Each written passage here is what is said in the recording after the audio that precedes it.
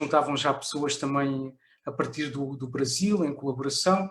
Também começámos a utilizar de forma generalizada metodologias ágeis na organização, Scrum, por exemplo, o desenvolvimento nos nossos projetos de engenharia de software.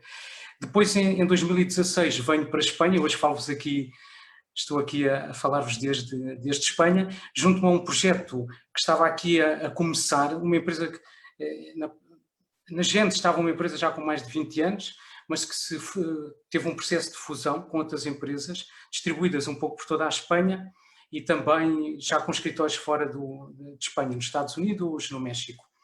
E então também correu muito bem, fomos duplicando o número de colaboradores anualmente.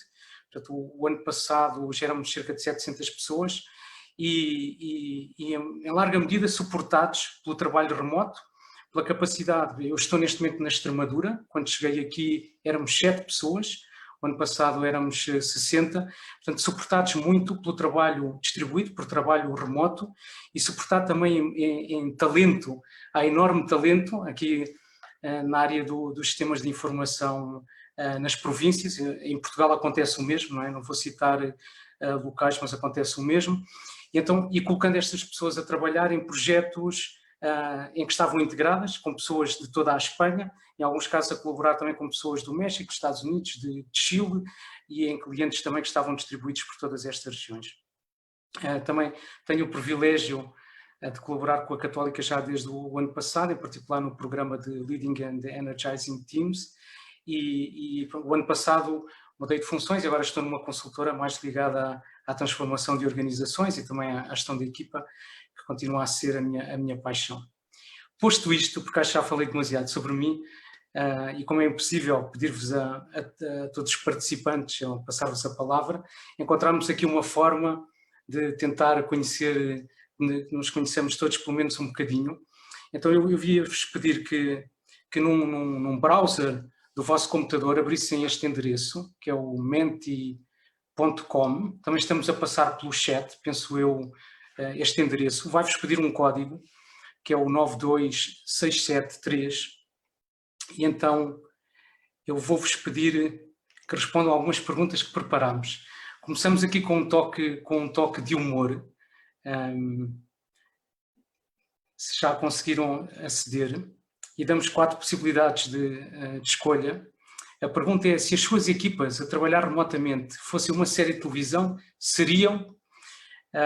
Colocámos aqui 4 opções. Sabemos que temos um pouco disto em todas as equipas, não é? Não são todas, não estão obviamente perdidas, nem perderam produtividade.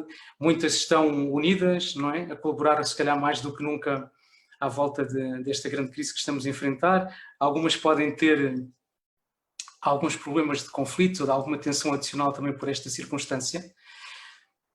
Preparámos uma outra pergunta. Eu vou deixar... temos aqui o Friends, o Colegas, a ganhar, com 58%, e depois, paradoxalmente, a Guerra dos Tronos, não é? Eu vou passar uma outra pergunta. Podem, continuando, que ainda está a se ter a responder a esta. Eu vou passar uma outra pergunta. Esta é um bocadinho diferente, mas era pedir-vos mais a vossa experiência pessoal dos últimos, de como é que foram estes 2 últimos meses. Temos aqui também 4 opções. Foi uma montanha russa, estivemos em modo combate, sobrevivência e combate, pânico, ou então até houve a possibilidade de conectarmos connosco, com as nossas famílias, ter alguma distância relativamente aos nossos contextos de trabalho, stress. Como é que foi? Vejo que para muitos de nós já tivemos quase 70 respostas, não é? Dividiu sobretudo entre um combate e a montanha russa, algum pânico, e também muitos de nós conseguiram encontrar um momento de zen e de alguma pausa, não é? De conexão. Aqui no primeiro, o Friends ganha, o que me parece fantástico, e já vamos ver que é concordante com algumas das estatísticas mais recentes que trago aqui hoje comigo.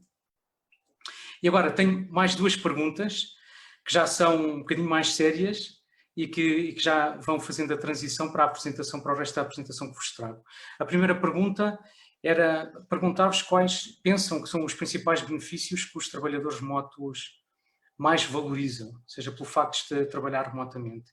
Mais tempo com a família, evitar este tempo de deslocação diária, mobilidade, um horário flexível.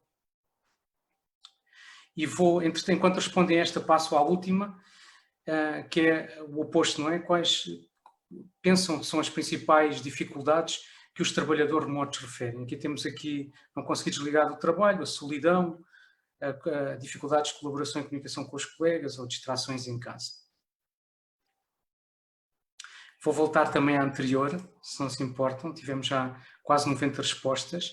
Evitar a deslocação diária, depois seguir desse horário flexível, depois já a mobilidade, mais tempo com a família, e aqui, na opinião dos presentes, temos 54% não conseguir desligar do trabalho, e depois já as distrações em casa, dificuldades de colaboração com os colegas ou a solidão. Muito obrigado. Vou voltar aqui à minha apresentação. Este momento que fizemos aqui inicial, suportado pelo Menti, é o que se costuma chamar um momento de check-in, é um momento de chegada, conectamos connosco, conectamos com todas as pessoas, neste caso estão no webinar, aqui na possibilidade de o fazermos a viva voz, utilizarmos esta ferramenta, é uma prática que eu trago como proposta para as nossas reuniões de trabalho, sejam presenciais ou remotas. Agora, ainda mais importante que estamos fisicamente longe, não sabemos como é que as pessoas chegam às nossas reuniões, não conseguimos ler esses sinais não verbais, então uma proposta é ter um momento inicial, ao início de uma reunião remota ou no final, para perguntar às pessoas como é que chegam, como é que vão, e saber se dormiram mal, se estão com um problema familiar, ajuda-nos a ser mais produtivos. Deixo-vos esta sugestão. A agenda para hoje. Eu vou começar por trazer alguns números sobre o trabalho remoto, de sondagens já deste ano, do início deste ano. Depois uma outra, que essa é pré-Covid, uma já depois do Covid, trago-vos números de Espanha, mas que eventualmente vocês poderão extrapolar para a realidade que conhecem. E depois trago algumas sugestões em que é que nos podemos focar neste momento para ajudar as nossas equipas, com algumas propostas também concretas de ações. Estes primeiros números que vos trago são números de Eurostat. Isto no ano passado, era um número de percentagem de trabalhadores remotos sobre a população ativa. Portugal já tinha 6%, okay? Lideravam a Finlândia, a Holanda e o Luxemburgo. Vamos ver com curiosidade como é que vão ser os números deste ano. O que eu vos posso dizer é que aqui em Espanha, isto já não é a percentagem de trabalhadores, mas sim a percentagem de empresas que tinham trabalhadores a trabalhar remotamente, passou numa semana ou um mês de 4% a 88%. Portanto, são números impressionantes, não é? Muito significativos. Trago-vos aqui também o relatório, este State of Remote Work, é uma sondagem feita a mais de 3.500 pessoas remotas em todo o mundo. Esta sondagem é penso que de finais de janeiro, portanto vamos considerá-la início de fevereiro pré-Covid, apesar de ter sido divulgada recentemente.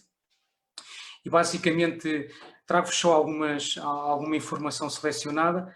A primeira é que quando perguntamos às pessoas que estão a trabalhar remotamente se querem continuar a trabalhar remotamente para o resto das carreiras, ainda que possa ser em tempo parcial, temos um esmagador sim, 98%.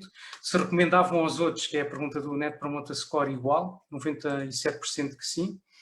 É curioso também ver que cerca de 60% destas pessoas já estão a trabalhar a full time. Depois há cerca de 16% que indicam que estão cerca de 4 dias por semana, portanto 76% a 100%. E depois também 70% delas dizem-se satisfeitas com o tempo que estão a trabalhar, mas 20% gostavam ainda de trabalhar mais tempo remotamente, ao contrário de 11% que preferiam trabalhar menos tempo. Agora, fazendo a ligação àquela pergunta que vos fizemos antes, 30%, quando perguntamos qual é o maior benefício, 32% é o horário flexível, possibilidade de um horário flexível de trabalho, seguido de poder trabalhar a partir de qualquer sítio, 21% não ter que ter a deslocação diária para o trabalho e 11% estar tempo de qualidade, não é, com a família. Depois, quando confronta com a outra pergunta, não é, quais são as principais dificuldades, 20% são questões de colaboração e comunicação, 20% de solidão, 20%, isto também é paradoxal, quase 20% referem que a impossibilidade de desconectar com o trabalho e 12% de impossibilidade de conectar pelas distrações em casa. Só mais algumas conclusões. a maioria das pessoas que não recomendam o trabalho remoto está em equipas onde há outras pessoas que estão colocalizadas. Portanto, eu estou a trabalhar remotamente, mas os meus colegas não estão, isso coloca-me numa situação diferente. Parece que há um sweet spot, portanto, depois de 80%, digamos, de um 80% do tempo, 4 dias por semana, é quando as pessoas estão mais felizes por trabalhar remotamente. E depois há esta questão do tempo de deslocação, da deslocação para o trabalho, que, segundo algumas sondagens, pode ser até mais estressante do que o trabalho propriamente dito, e inclusivamente do que uma ida ao dentista, né? Também é curioso. Trago-vos também aqui sondagens recentes aqui de Espanha, sobre a motivação e o bem-estar dos colaboradores. Aqui vemos uma realidade, se calhar, um pouco distante, ou diferente da que se viveu em Portugal. Estivemos 42 dias sem poder sair de casa, nem com crianças, nem para fazer exercício. De qualquer maneira, estes números também são de há uma semana ou 2 semanas, com base numa sondagem de 3.000 trabalhadores. Curiosamente, como aqui perguntávamos, uma das perguntas era se tinha sido um momento zen, como é que tinha aumentado a colaboração, o companheirismo entre colegas, não é? Com a série. É curioso, mas a indicação é de melhoria em todos estes aspectos, diminuição do stress, melhoria na conciliação da vida familiar e profissional, portanto, positivos. Depois, em outros aspectos, por exemplo, no que toca à comunicação, colaboração e motivação, há diferenças relativamente à dimensão das organizações.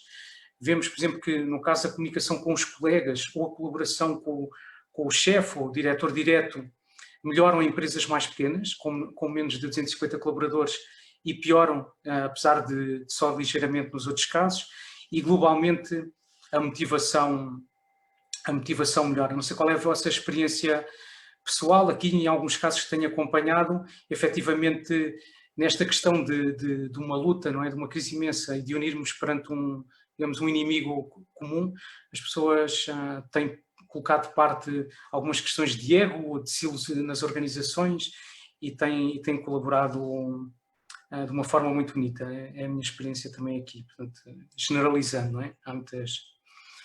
Posto isto, não é?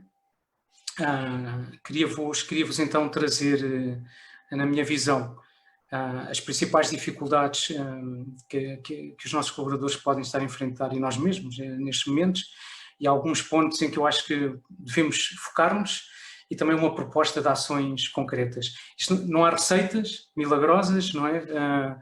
E, portanto, cada caso é único. Deixo-vos aqui muitas sugestões e têm que ser, obviamente, adaptadas e perceber se funcionam e têm sentido em cada contexto e em cada organização em particular. Então, relativamente às principais dificuldades, o que temos encontrado aqui, há reuniões.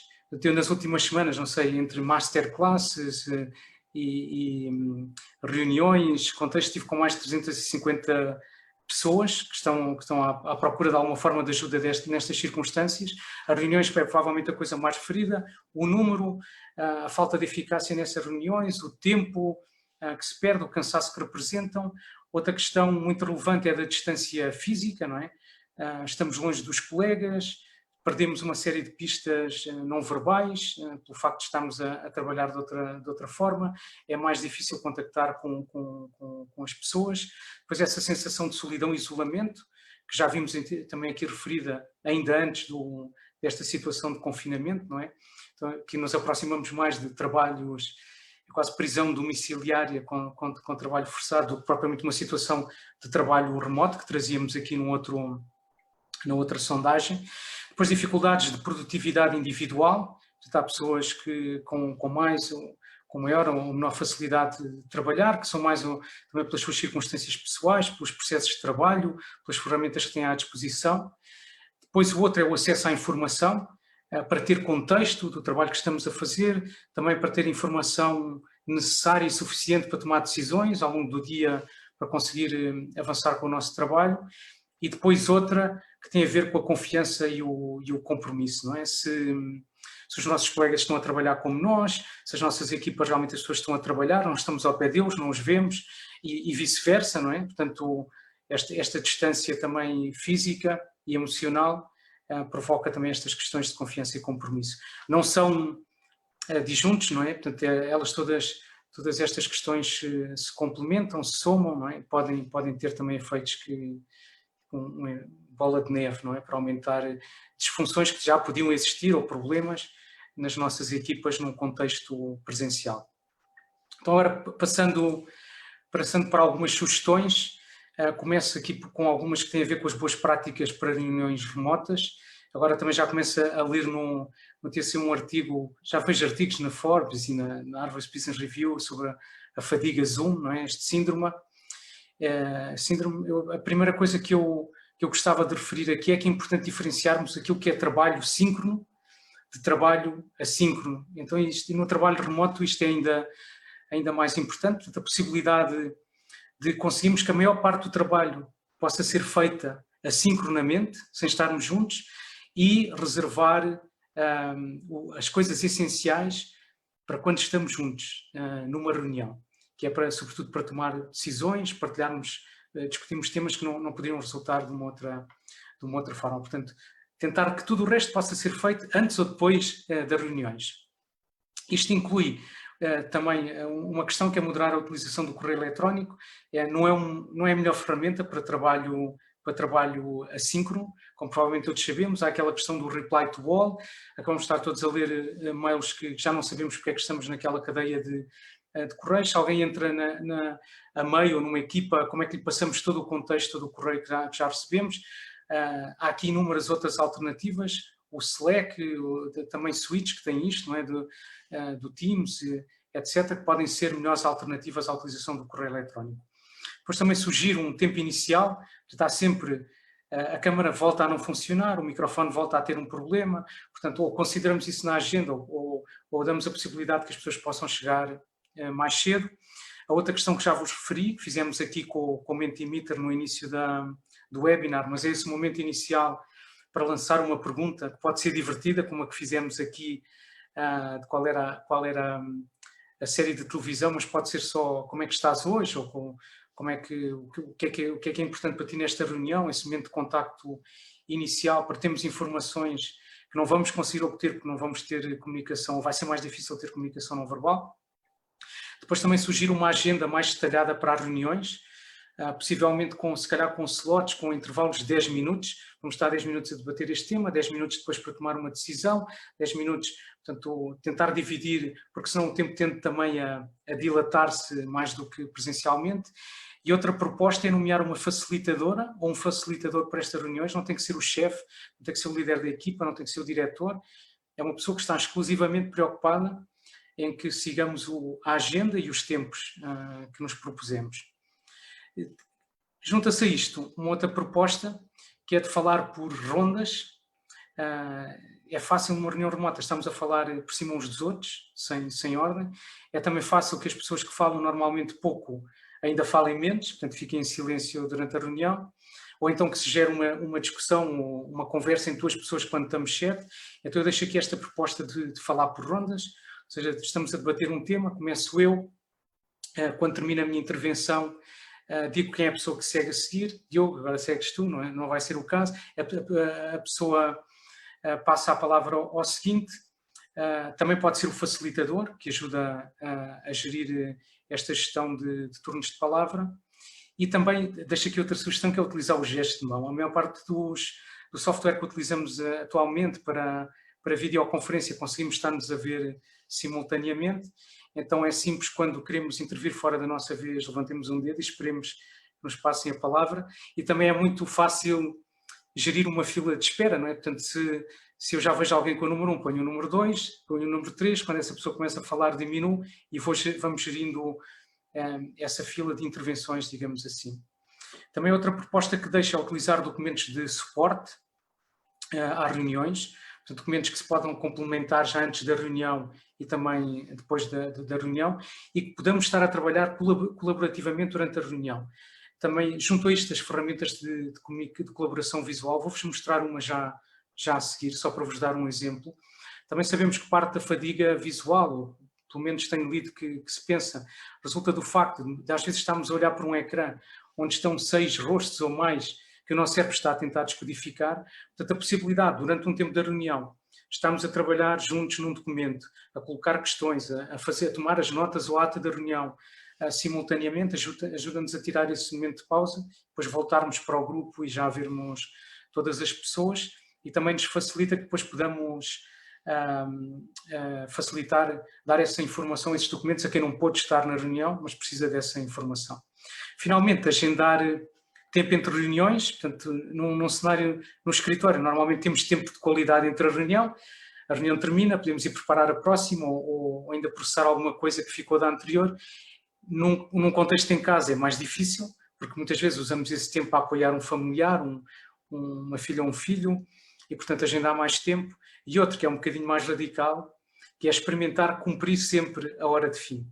Talvez da primeira vez a reunião fica 50% da agenda, na segunda já fica 70% e ao fim de umas vezes já conseguimos terminar a tempo e com a agenda completa.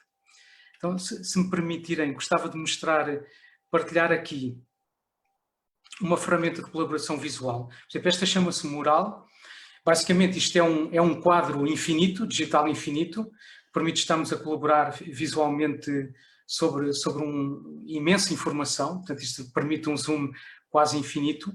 Esta aqui foi um workshop que organizámos foi o redesenho de serviços para serviços de baixo contacto em empresas de turismo. É o resultado do trabalho de 47 pessoas que estiveram, neste caso foram duas sessões de pouco mais de 15 minutos, a gerar ideias sobre esta matriz, identificar, também fizemos uma análise SWOT com geração de ideias. Os números que vêm são resultados de votação ao final, portanto a ferramenta também permite votar nas ideias, nos post-its que estão aí, e se não conhecem, portanto eu sugiro explorar este tipo de alternativas. É impressionante o que conseguimos fazer atualmente. Também usámos o Zoom para dividir as pessoas em grupos de trabalho pequenos, portanto estas 47 pessoas estavam em grupos de trabalho de 4 pessoas cada uma e depois voltámos a um grupo comum. Também deixo-vos aqui também uma outra sugestão que tem a ver, não sei se é uma outra diferente, mas tem a ver, não sei peço por não que olhem para o meu ecrã, mas sim para a minha imagem aqui no vídeo. Estou a utilizar uma aplicação chamada Perfect Cam, permite-me tornar o fundo mais difuso, por exemplo, aqui do meu espaço de trabalho, portanto posso trabalhar com mais alguma privacidade, se a minha filha entrar aqui não lhe vem a cara, por exemplo. Também permite-me diminuir um bocadinho as rugas, estão com um bocadinho aqui de diminuição de rugas no rosto, como acontece em filtros do Instagram. E por último, eu não resisto aqui a partilhar aqui uma outra funcionalidade, correndo o risco de perder totalmente a minha credibilidade e não me voltarem a convidar, mas penso que para as senhoras é muito útil. Tem também a possibilidade de fazer maquilhagem em tempo real, isto é impressionante, não sei se conseguem ver, mas eu consigo, sem ter que me maquilhar, ter maquilhagem em tempo real, e então dispomos atualmente destas ferramentas excepcionais, não é? para podermos trabalhar remotamente. Tenho só mais aqui dois últimos slides com mais algumas sugestões. Um tem a ver com a dificuldade, há pouco falávamos, não é? Destas dificuldades de produtividade individual que sentimos e depois que se transportam às equipas. Algumas delas têm a ver com a questão de definir prioridades.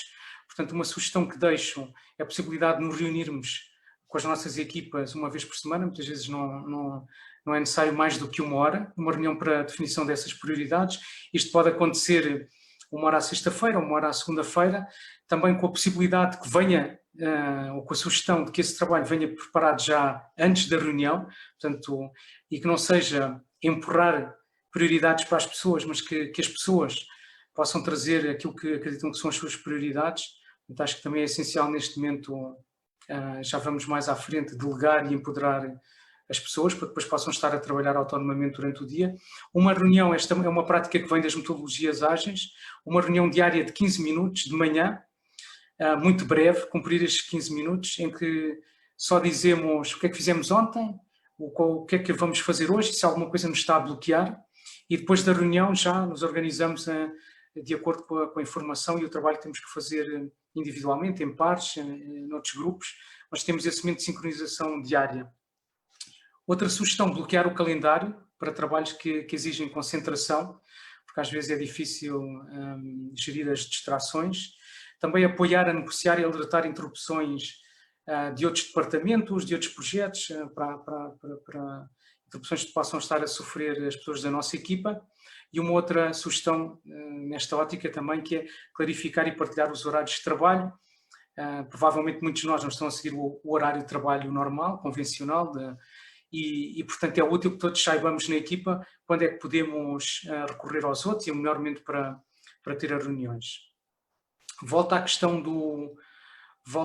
da delegação. Num contexto remoto, às vezes somos mais resistentes a delegar, sobretudo, ou também porque o tempo de passar o contexto para delegar parece-nos superior àquilo que seria normalmente. Normalmente estamos no escritório, chamamos alguém, pedimos-lhe ajuda ou pedimos para fazer alguma coisa, rapidamente passamos o contexto e isso acontece. Quando estamos remotamente, há essa resistência inicial a passar o contexto, porque pensamos num e-mail muito elaborado ou é mais difícil estar presencialmente com as pessoas. Eu aqui também sugiro agora, há muitas ferramentas que permitem estarmos a gravar simultaneamente enquanto estamos também a mostrar o nosso espaço de trabalho. Isto é muito útil para passar informação a pessoas e escusamos ter que fazer uma reunião. É muito útil para delegar coisas, portanto estamos a explicar, a mostrar e já enviamos esse vídeo, inclusivamente para passar uma proposta a um cliente e escusamos de ter que estar a ter uma primeira reunião para apresentar, por exemplo, uma proposta. Fica aqui também como sugestão. E finalmente, há uma que me parece também muito relevante neste cenário, que são as relações one-on-one, as reuniões one-on-one, com um responsável direto ou com um mentor. Eu acho que são muito importantes nesta fase. E, inclusivamente, acho que não têm de ser forçosamente tão focadas em aspectos profissionais, podem ser um espaço para nos conhecermos melhor, para reforçarmos essa relação. Decididamente isso vai ser útil mais tarde, não é? Quanto mais conhecemos as nossas equipas, os nossos colegas, também melhor vamos conseguir motivá-los no futuro e perceber como é que estão a trabalhar, mesmo que já estejamos presencialmente. Portanto, aqui podem surgir muitas perguntas, mas podemos falar de séries de televisão, naturalmente, mas também podemos falar, sei lá, de quais foram os sonhos da nossa vida que já concretizamos, que sonhos é que nos faltam concretizar, os momentos mais difíceis que já vivemos na nossa vida. São perguntas que podemos trazer para um one-on-one e que dão muito espaço de manobra para nos irmos conhecendo. Finalmente, criar momentos de interação social. Há pessoas que sofrem muito mais isto do que outras, esta ausência de momentos de interação ao lado da máquina de café, de outro tipo de coisas. Também eu acho que há inúmeras possibilidades aqui, tenho utilizado e visto muitas. O célebre pequeno almoço, um coffee break, estamos todos à frente da webcam, sentimos que está forçosamente a trabalhar num tópico de trabalho. Cozinhar ou comer juntos, combinamos fazer... compramos os mesmos ingredientes, encontramos uma noite para um de nós ensinar a cozinhar ao outro e depois já podemos oferecer essa comida aos nossos familiares, combinar ver o mesmo filme durante o fim de semana e depois comentá-lo já no coffee break da segunda-feira, um clube de leitura. Agora há inúmeros escape rooms que estão a passar para formato online. Eu sei que acontece em Portugal, aqui em Espanha também já fiz alguns deles também estão gratuitos, portanto combinarmos esses momentos de lazer. E, enfim, depois finalmente, e porque isto não é só ferramentas, não é só infraestrutura, não é só tecnologia, mas também queria-vos dizer que isso é essencial, não é? É obviamente essencial, temos as ferramentas, o hardware e o software necessário para facilitar estes processos de trabalho remoto e também, em muitos casos, a formação, seja em competências soft, quer em técnicas específicas, para conseguir ter um melhor... vivermos melhor e sermos mais produtivos neste contexto remoto. E eu termino aqui, acho que já falei bastante, termino aqui o que trazia preparado para hoje, para partilhar convosco. Vou parar aqui a minha apresentação. Sim, Muito obrigado, Hugo, foi excelente. Passava agora a palavra ao professor Luís Queiro, para fazer um comentário, antes de abrirmos aqui o espaço para perguntas. Professor Luís Queiro.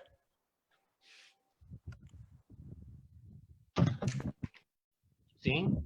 Boa tarde a todos. Não sei se estou a ser bem escutado. Muito bem. Sim. Então, boa tarde a todos, muito obrigado. Queria, antes de mais, felicitar a nossa escola por este webinar e, sobretudo, pela escolha do tema, muito pertinente. E queria enviar aqui, Débora, um grande abraço ao Hugo para a pequena Sevilha, onde ele está connosco a participar, portanto, da cidade de Zafra. E além disso, queria também felicitá-lo pela forma como apresentou o tema, com muito detalhe, com muitos aspectos que penso que são bastante práticos e que nos dão indicações concretas num tema que, neste momento, mais do que nunca nos está a desafiar. Eu vou ser muito objetivo e vou fazer apenas 3 comentários e, no final, 3 sugestões. O meu primeiro comentário tem a ver justamente com o título que o Hugo deu aqui à sua participação. Subitamente remotos. Eu penso que qualquer comentário e, sobretudo, qualquer reflexão que nós queiramos fazer sobre a questão do trabalho à distância, do trabalho remoto, sobretudo partindo da experiência atual que estamos a ter, ou que temos tido, tem que partir sempre desta ideia, é que o trabalho remoto que nós estamos a fazer foi um trabalho súbito. Ou seja, nós não estamos propriamente a praticar, nesta altura, trabalho remoto de uma forma programada ou planeada. Nós fomos um pouco objeto de uma ordem que é vá para casa trabalhar, que é ligeiramente diferente em termos de organizar toda uma estrutura e todo um conjunto de processos que transportassem para um outro território o trabalho diário das pessoas. Portanto, nós estamos numa situação de emergência, estamos a trabalhar numa situação de recurso e, nesse sentido, penso que toda a reflexão sobre a nossa experiência atual tem que levar em consideração justamente o título que o Hugo deu à sua participação, que é subitamente remotos. E estando nós subitamente remotos, penso que aqui há 2 tipos de experiência sobre a qual temos que refletir um pouco. A primeira, há pessoas que nesta forma, enfim, não esperada, de começarem a trabalhar à distância, descobriram várias coisas felizes. E algumas delas, claro, muito interessantes. A primeira coisa que descobriram é que não têm que se deslocar, já tinham descoberto, claro, não tinham, talvez era experimentado, não têm que se deslocar diariamente para e do trabalho. Portanto, escaparam a todas as tensões deste transporte, deste trânsito que é extremamente complicado nos dias de hoje. Descobriram também que podem dar um contributo ambiental muito importante não fazendo estas deslocações. Descobriram que podem colaborar com a família e estar no meio familiar a desenvolver o seu trabalho. E podem fazê-lo em diferentes momentos ou em diferentes lugares. Tudo isso de uma forma muito interessante. Porquê? Porque é uma forma autorregulada, é uma forma que tem a ver com a organização de cada um de nós e, portanto, responde muito a esta tendência individualista e de autoliderança que todos nós estamos a desenvolver mais do que nunca nos dias de hoje. Portanto, é uma experiência interessante. Agora, as perguntas que eu coloco são estas. Quem trabalhou durante 1 mês e meio ou 2 meses, digamos assim, neste contexto, isto pode significar que vai conseguir fazê-lo com eficácia e eficiência o resto da sua carreira? Quer dizer, esta forma de trabalhar tem sustentabilidade e pode ser a forma futura de cada um de nós trabalhar justamente em função da experiência positiva que tivemos. Eu penso que para uns isto será verdade e pode ter sido uma descoberta com um caráter duradouro, para outros pode ter sido uma experiência transitória, surpreendente, interessante, mas que é preciso analisar com mais cuidado sobre a sua sustentabilidade e, sobretudo, se ela pode ser uma forma de trabalhar que assegura às organizações e à própria pessoa os níveis de eficácia e de eficiência que nós temos que ter nas empresas de hoje. Para outras pessoas, tratou-se de uma experiência talvez não tão interessante, ou seja, descobriram que era difícil conciliar papéis, ou seja, estar em casa, assistir à educação das crianças, como aconteceu a muitos pais agora, e ao mesmo tempo ter que desenvolver o seu trabalho. Para outros ainda pode ter sido uma descoberta menos feliz no sentido de o trabalho à distância exigir um grau de autodisciplina a que muitas vezes não estamos habituados. Às vezes é mais fácil termos um programa que nos é indicado por alguém para ser desenvolvido do que dizerem que tens este prazo para alcançar este objetivo com a tua própria auto-organização. Não é, por vezes, tão fácil como parece. Há pessoas que reagem muito bem a isto, outras têm dificuldade em fazê-lo. Outras pessoas descobriram, provavelmente, que neste processo tiveram dificuldades em não obter feedback dos outros com a prontidão que é habitual, ou não obterem informação ou não a transmitirem com a prontidão que é habitual. Já não estou a falar numa outra coisa que alguns terão descoberto eventualmente, que também é uma dificuldade do trabalho remoto, que é a utilização das ferramentas de comunicação, que em muitos casos as pessoas não estão preparadas ou não dispõem das ferramentas que são adequadas para conseguirem que o seu trabalho tenha o grau de eficiência que deve ter. As ferramentas tecnológicas são um ponto fulcral de toda esta configuração de trabalhar à distância. Portanto, eu aqui diria que subitamente é importante refletir sobre ele para validarmos as experiências que tivermos e tirarmos delas as conclusões que sejam suficientemente realistas para o futuro. Segunda nota que eu iria fazer era sobre os dados que o Hugo nos apresentou, muito interessantes. Os dados foram recolhidos pela Buffer. Ou seja, os dados que dizem respeito no fundo, a uma amostra de trabalhadores remotos. Naturalmente que aquilo que nos é indicado nesses dados é que eles são extremamente positivos, muito interessantes sobre o trabalho remoto, a sua utilidade e a satisfação que as pessoas têm ao desenvolvê-lo. Cuidado apenas com uma coisa, é que nós fomos questionar 3.500 ou 3.600 pessoas, penso eu, que estão integradas, provavelmente já há muito tempo, neste modelo de trabalho, estão muito ajustadas e muito situadas nesta modalidade de trabalhar e, sobretudo, devem trabalhar em áreas onde este modelo se ajusta de uma forma perfeita e tem o seu máximo impacto positivo. Será que a satisfação destas pessoas é suscetível de ser induzida para o resto das pessoas que não têm hábitos nem práticas de teletrabalho? Deixo aqui a pergunta. Ou seja, as percentagens esmagadoras que nós obtivemos, 80% das pessoas gostou muito do horário flexível, de não ter um local fixo para trabalhar e, sobretudo, não ter que se deslocar, naturalmente é uma parte importante. Cerca de 60% das pessoas indicou que a comunicação, o isolamento, ou não conseguir desligar do trabalho, eram os fatores, digamos assim, mais críticos. Eu penso que aqui não haverá coisas muito novas, porque muitas outras investigações têm sido feitas nesta área, sobre aquilo que é satisfatório e insatisfatório no teletrabalho ou no trabalho remoto, vêm sempre estar sobre estas mesmas variáveis que aqui foram indicadas e elas são aqui claramente confirmadas. Só tinha sobre este ponto que dizer um aspecto que me pareceu aqui verdadeiramente curioso, que é, e corresponde muito à minha própria experiência. É mais fácil liderar de forma remota equipas totalmente virtuais, ou seja, em que todas as pessoas estão se comunicando por meios tecnológicos e, portanto, não estão, digamos assim, colocalizadas, nenhum elemento está colocalizado, todos estão dispersos. É mais fácil fazer a liderança nessas situações do que liderar à distância pessoas colocalizadas. Portanto, e esta situação existe muitas vezes no mundo do trabalho. Por exemplo, em muitas áreas da consultoria, nós temos equipas no terreno que estão localizadas permanentemente durante semanas ou mais em clientes e a sua liderança tem que ser feita à distância. Temos, por exemplo, em áreas como a construção civil, as áreas de projeto, de assistência a projetos, etc., onde muitas vezes a equipa está localizada a uma distância grande, por vezes até no estrangeiro, e a liderança está em Lisboa. Estas lideranças que são feitas, digamos assim, à distância, com o líder separado de uma equipa que está colocalizada, do meu ponto de vista, é dos maiores desafios que nós temos em liderança deste tipo de equipas, maior do que eventualmente temos toda a equipa deslocalizada.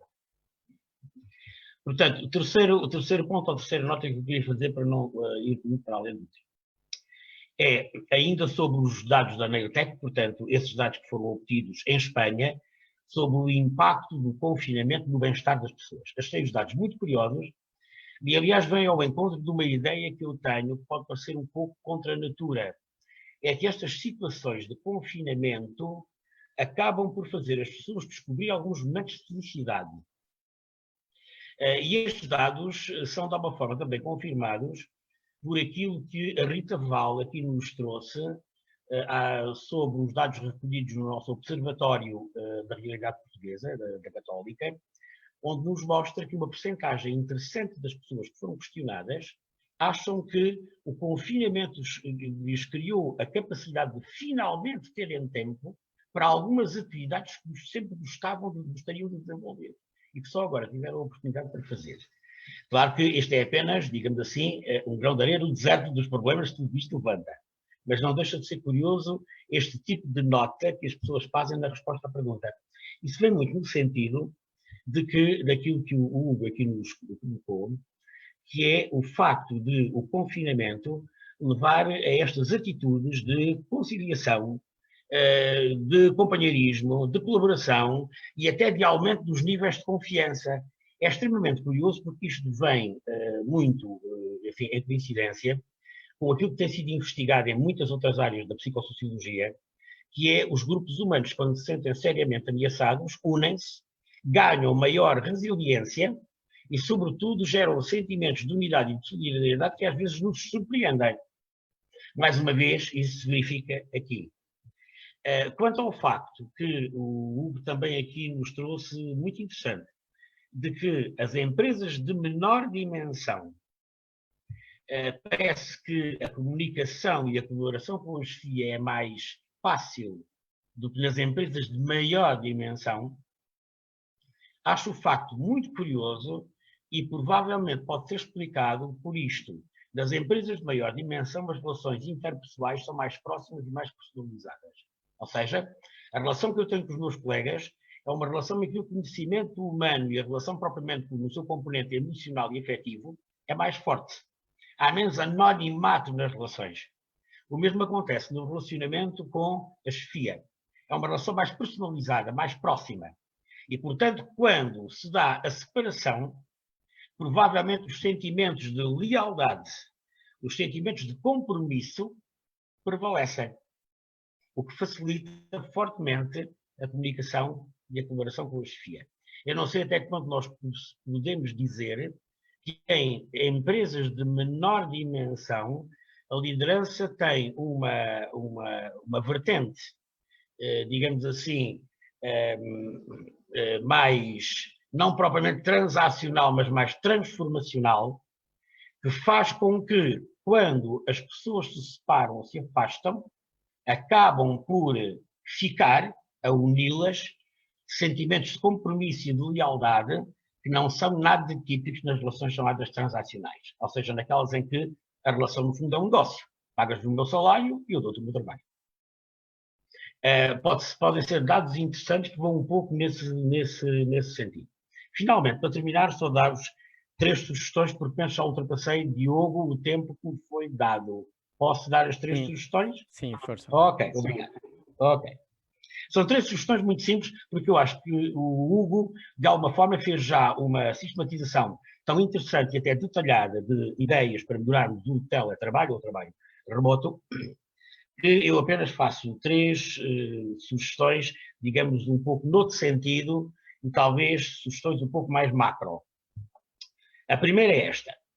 Eu acho que agora, no pós-confinamento, aqui agora nós damos o termo, o neologismo desconfinamento, acho que agora, após o desconfinamento, as empresas deviam aproveitar os próximos dias ou os próximos tempos para fazer um balanço com todas as pessoas que estiveram em situação de trabalho à distância, trabalho remoto, para saberem como é que essa experiência foi vivida e como é que podem pô-la a funcionar em termos de maior normalidade de trabalho. Ou seja, o que é que se aprendeu, como é que viveram essa experiência, e penso que isto pode e deve ser um trabalho muito colaborado, muito participado, com todos aqueles que estiveram em teletrabalho durante este período. Ou seja, o que é que podem retirar daqui e, sobretudo, transportar para um dia-a-dia de trabalho em que uma parte, por exemplo, da atividade da equipa possa ser feita à distância. Acho que era importante não perder o balanço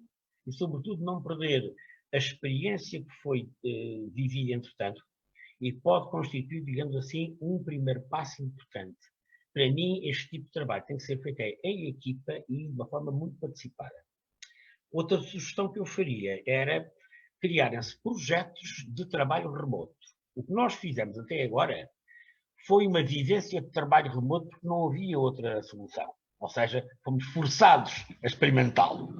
O que eu acho agora que era importante as empresas fazerem era passarem dessa experiência a projetos em que uma equipa de trabalho ou um setor da empresa pudesse ser estudado de forma a que funções, processos, obviamente os objetivos em vista, os perfis das pessoas pudessem ser trabalhados, os recursos também devessem ser alocados, de tal maneira que se constituísse exatamente um projeto de trabalho remoto, no sentido de colocar aquela área da organização ou aquela equipa a trabalhar nesta outra configuração. Mas acho que isto não devia ser nem uma imposição, nem o resultado de uma crise, como foi até agora, mas o resultado de um projeto, com todos os recursos que um projeto deve alocar. Finalmente, a minha outra sugestão era no sentido de uma coisa que não é muito simpática para a maior parte das pessoas. Eu, como toda a gente, detesto burocracias e detesto regulamentos. Porque aposto muito mais na autorregulação, embora ela de vez em quando faça partidas, e não são pequenas. A autorregulação, em muitas áreas da vida social. De qualquer maneira, penso, e acho que aqui o Hugo concorda comigo, o trabalho remoto necessita de ser um trabalho mais estruturado, mais definido e mais regulado do que o trabalho não remoto.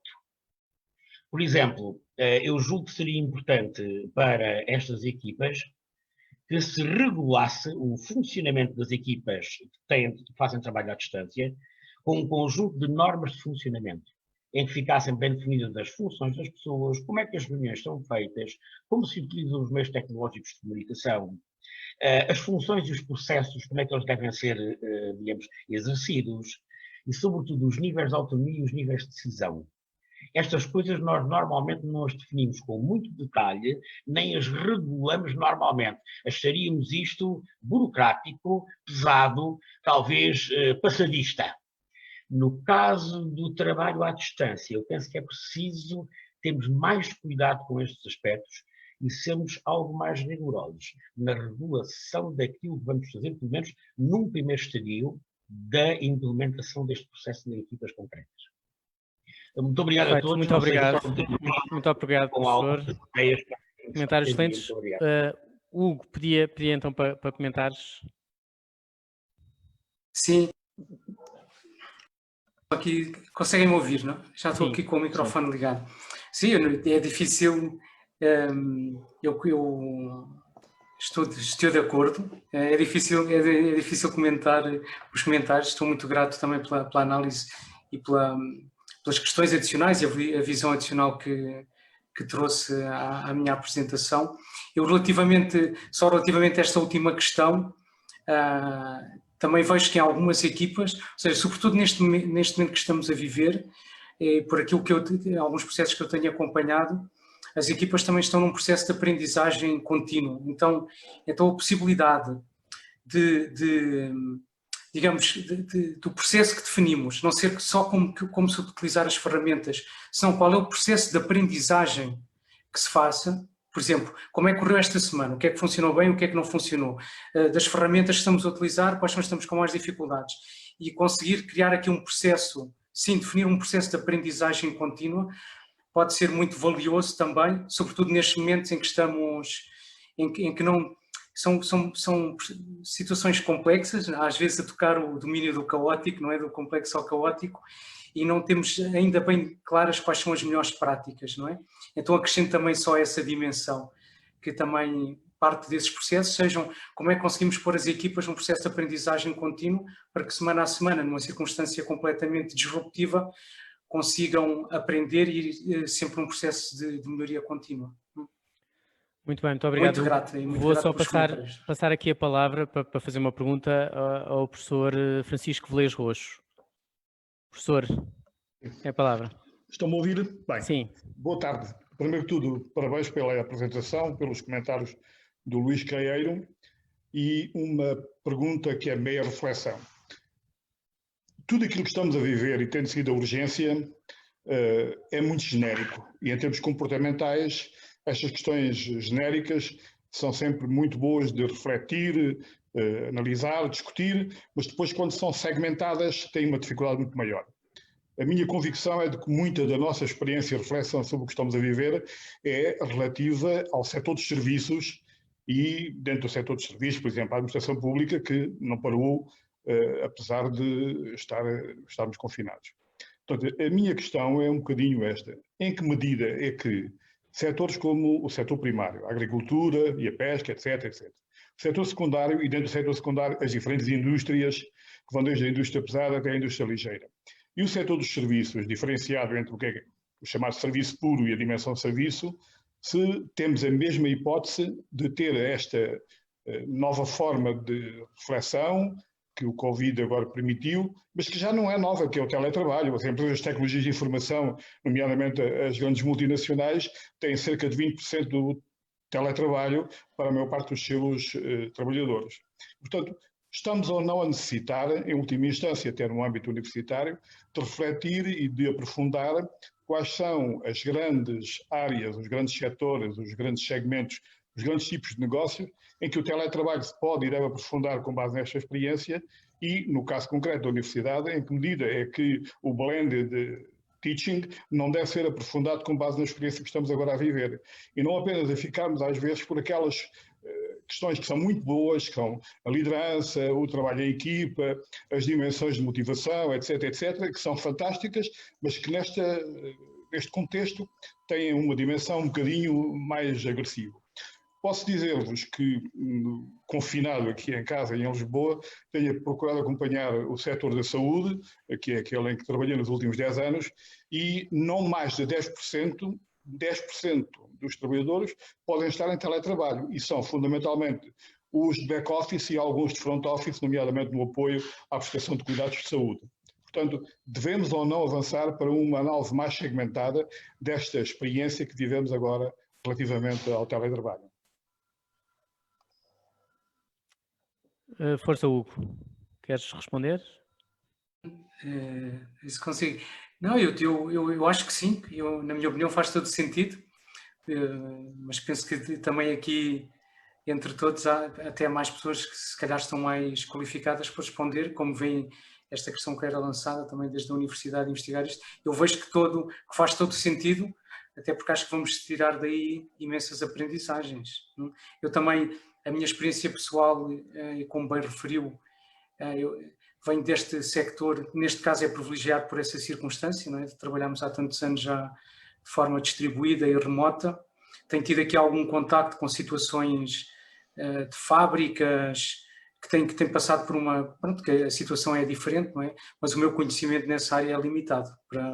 E, portanto, eu pessoalmente acho que teria todo o sentido e todo o interesse fazer esse estudo e essa reflexão segmentada. Sem dúvida. E agora passava a palavra ao Dean da Católica Lisbon, ao professor Filipe Santos. Filipe.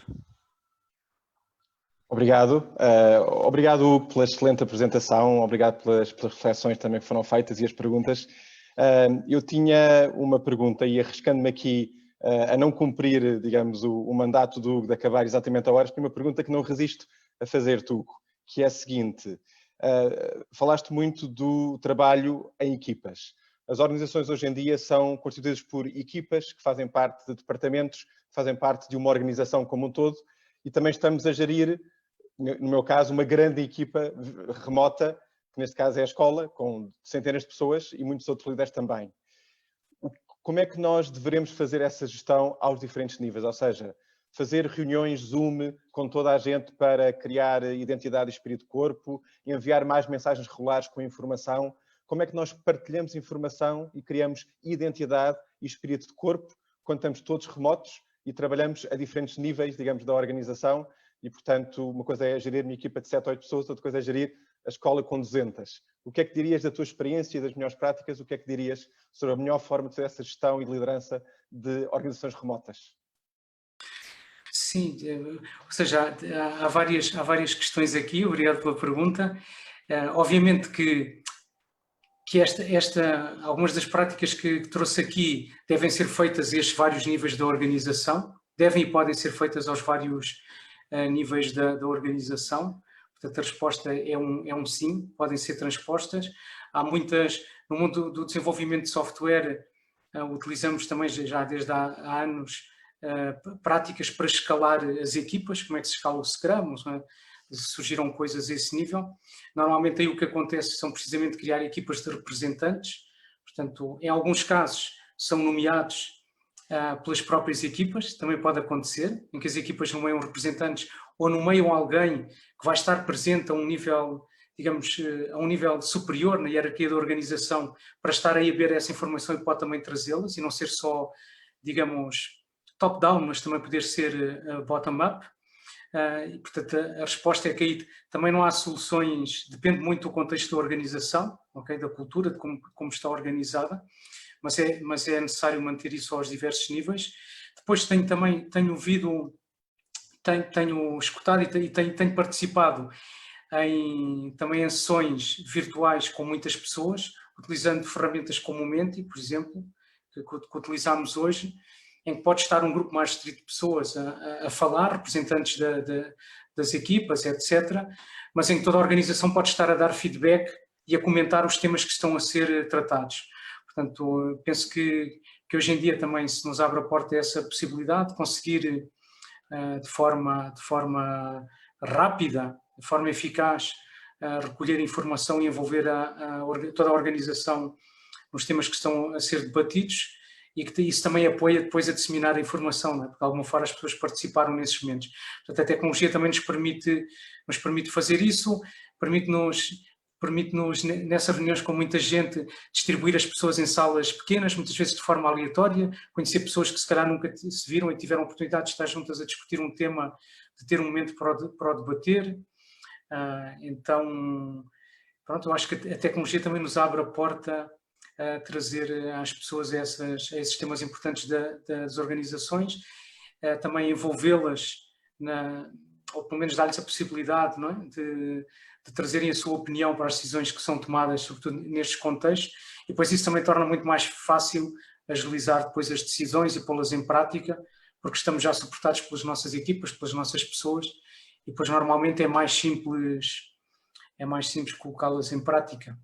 Não sei, Filipe, se isto respondeu à questão que estava colocada. Eu acho que é um duplo sim, não é? Mas como em todos os casos, isto depende muito do contexto e das organizações, cada organização é única. Muito bem, muito obrigado, Hugo. Diogo, penso que encerramos, dada a hora, não é? Eu queria, agradeço muito, nós temos aqui mais perguntas que foram colocadas, interessantes. Eu queria fazer um desafio ao Hugo, porque nós todos estamos aqui a viver um mundo novo e a aprender como é que se gera equipas remotas, como é que se gera organizações remotas e como disseram muito bem, é necessário ferramentas e a tecnologia é um elemento importante. E há ferramentas incríveis que, se calhar, as pessoas não conheciam. Eu não conhecia o Menti, por exemplo. O Mural também parece uma ferramenta muito interessante. Hugo, se pudesses sistematizar as 2, 3, 4 ferramentas e o link, e depois poderíamos colocar isso na página do Facebook e assim as pessoas que assistiram e outras podiam ter ali um sumário de algumas recomendações de ferramentas tecnológicas úteis para diferentes aspectos do trabalho remoto. Se isso fosse possível, era muito útil. Com certeza. Resta-me agradecer muito ao Hugo os seus contributos, ao Luís Queiro, as suas reflexões e comentários também.